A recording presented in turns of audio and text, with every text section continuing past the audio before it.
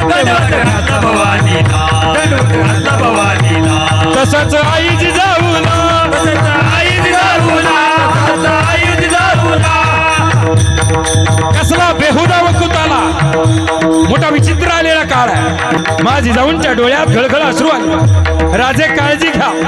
राजे निघाले, खानाला पत्र लिहिलं, खान साहब आप तो हमारे बड़े हैं, हमारे पिताजी के उम्र के हैं, हमारे चचा जान है.